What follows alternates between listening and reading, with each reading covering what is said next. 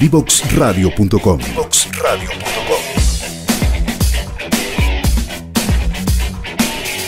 Conversaciones que simplifican lo complejo.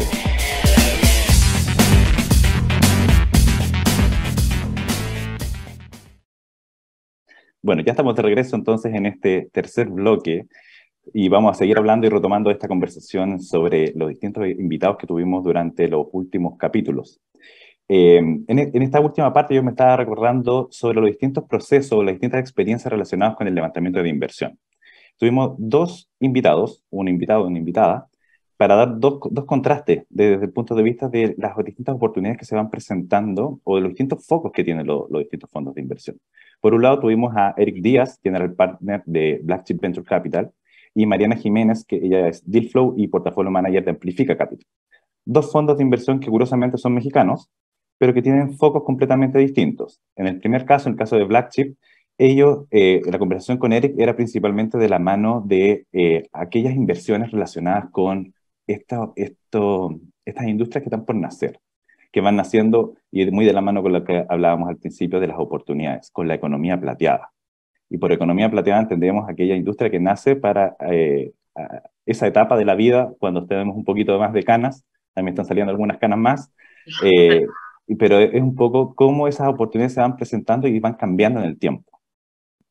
Y por el otro lado, Mariana Jiménez nos comentaba un poco la importancia para ellos de invertir, o para ellas, porque la verdad es que Amplifica Capital está compuesto 100% también por aportantes mujeres, la importancia de invertir en emprendimientos liderados por mujeres, porque además tienen un sello distintivo. No es solamente el hecho de querer invertir en mujeres, sino que además ellos sustentan la inversión en los resultados que tienen en los emprendimientos liderados por mujeres. Ahí quería dejarle el espacio a Andrea, Leandro. ¿Qué recuerdan ustedes de esos capítulos?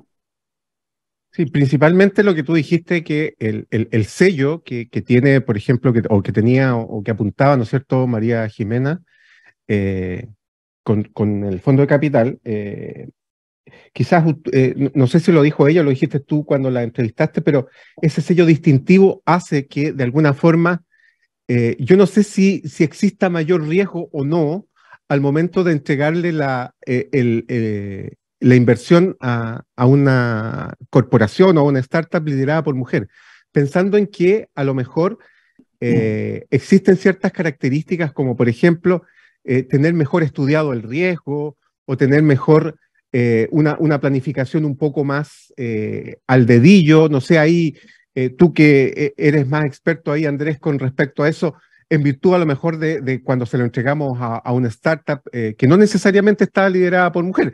Me quiero referir principalmente al tema del riesgo. Sí. Mira, yo lo que recuerdo, y lo conversamos con Mariana antes, tuve la oportunidad de conocerla antes de la entrevista, principalmente su tesis de inversión, y aquí apareció ese concepto, ¿cierto? Tesis de inversión, que finalmente son aquellas objetivos a cumplir, y por otro lado, cómo cumplirlos, dónde focalizar aquellos esfuerzos en la búsqueda de esas inversiones. Y lo que hizo Amplifica Capital es principalmente tomar como base que al menos existen ciertos estudios. De hecho, justo en esa semana había aparecido un estudio de la Universidad de Chile que confirmaba que el emprendimiento liderado por mujeres reduce el riesgo. Y cuando hablamos de reducir el riesgo, no es que sea absoluto, es más bien es que existe una mayor probabilidad dado el dato empírico, el resultado real, digamos. Entonces, no es que solo por ser mujeres va a tener más éxito, sino más bien cómo esto se va realizando en la práctica, en la ejecución misma, se van obteniendo mejores resultados. Entonces, el riesgo yo creo que es inherente al tipo de emprendimiento que está haciendo, pero al parecer, en la evidencia, el emprendimiento liderado por mujeres tiene unas ciertas condiciones que al parecer juegan a favor en comparación con el resto de emprendimientos, que la verdad no es por hacer una lucha de género, sino más bien es una evidencia que se presenta. Que se está dando, sí. Recordando un poco también a Eric lo que nos decía, Eric es chileno, pero trabaja en México en este fondo hace muchos años, que él estaba de visita también unos días antes acá en distintas incubadoras a lo largo de Chile, reuniéndose con emprendedores y con organizaciones, para también mostrarnos que hay interés en los emprendimientos, en las startups que están saliendo de Chile. haya interés internacional de poder poner capital en esos negocios y en el fondo él venir un poco a no solo a transmitir ese mensaje, sino también a revisar, a poder apoyarnos en ver qué se está haciendo y cómo lo podemos hacer de mejor manera, porque por supuesto en estas cosas siempre uno tiene mucho que aprender como organización para poder apoyar a los emprendedores en este proceso de levantamiento de inversión que no es tan fácil. Y me paso inmediatamente al tema que tenemos para cerrar esta jornada, que tiene que ver con la internacionalización, porque a nuestros emprendedores no solo les pedimos vender, sino que también les pedimos que levanten inversión y también les pedimos que ojalá se internacionalicen. Muchos de ellos que han sido apoyados por 3IE lo han logrado. Y otros están en esa etapa, y por eso quisimos conversar con 3 personas muy importantes que han hecho un trabajo desde distintas veredas. Robinson Fuentes, CEO de Cálida Cloud, una importante empresa que es relacionada con la construcción, un software para apoyar la gestión en la construcción. Ellos con sus colegas lo hicieron en Chile, lo desarrollaron y fueron a otros países y en este momento están en Perú, Colombia, México, etc.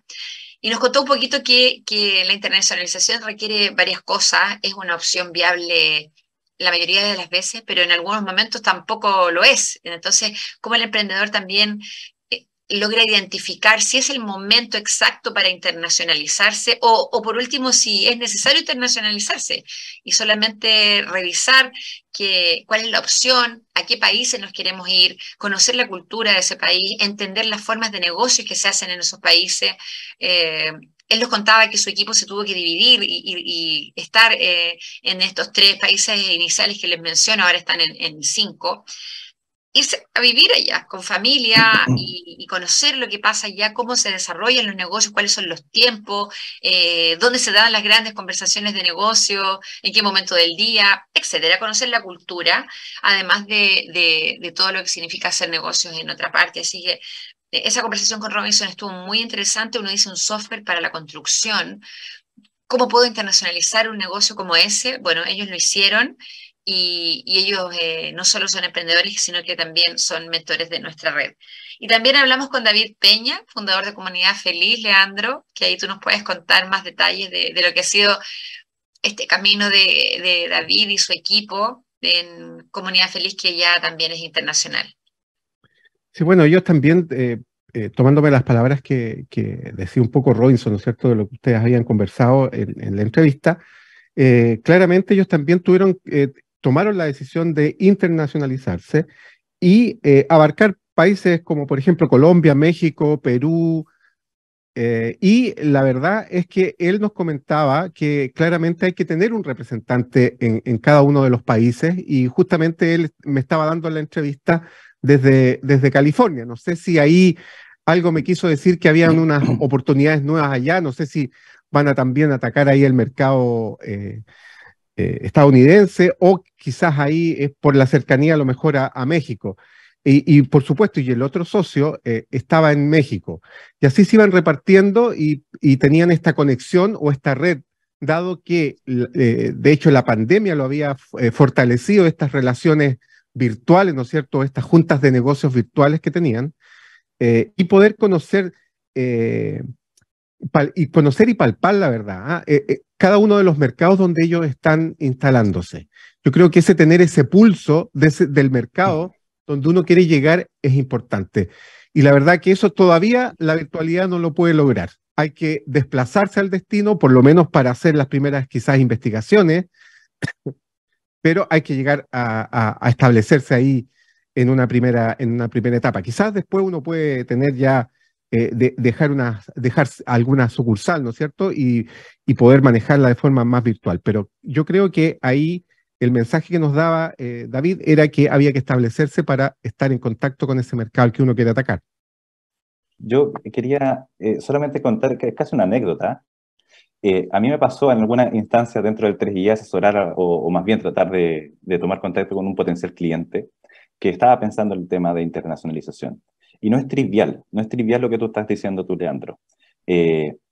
Salir del país es un acto de fe, de alguna manera, porque salvo que uno pensara tener todo bajo control, es es difícil creer que eventualmente uno tiene que armar un equipo que va a estar más lejano, que uno no sabe cómo va a estar trabajando, si va a cumplir un poco las expectativas, los objetivos que tú te trazas.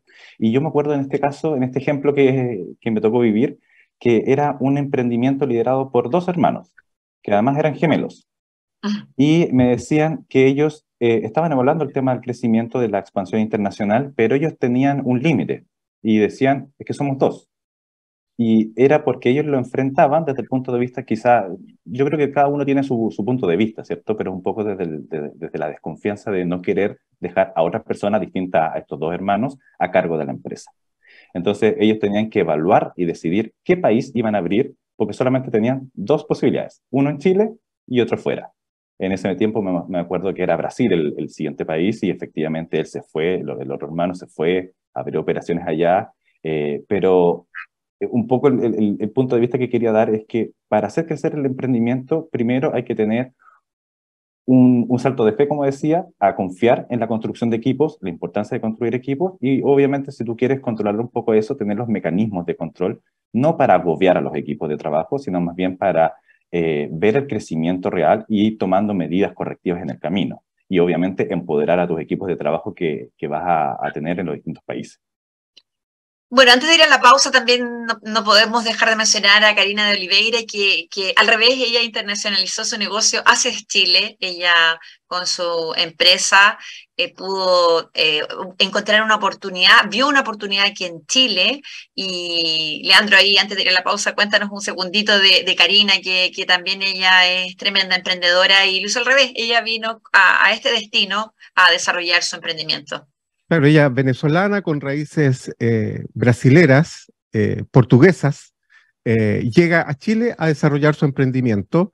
Gracias también a un fondo de Corfo, ella puede sacar adelante su emprendimiento y ahora está con ventas ya. Es un proyecto que pasó también por 3IE con mucho éxito y principalmente ella trata de hacer notar la importancia al momento de querer internacionalizar su negocio hacia Portugal o Brasil, sí, saber del idioma, porque es un mercado muy grande y obviamente ahí la limitante es principalmente del idioma, además de, por supuesto, de poder también hacerlo si uno quiere viajar o tener otras expectativas de vida y de mundo. Así que sí, ahí hacemos ese punto de poder también felicitar a Karina que se atrevió a llegar a Chile y a emprender. Chile como país exportador e importador de soluciones y eso también es una muy buena ventaja de nuestro país. Vamos a hacer la última pausa para regresar con el cierre. No se vayan, estamos por Divox Radio Instituto 3IE en vivo en esta mañana 3 de noviembre desde aquí de Viña del Mar, Valparaíso. Nos vemos en unos minutitos. Desde Chile para el mundo. Divox Radio. Señal online.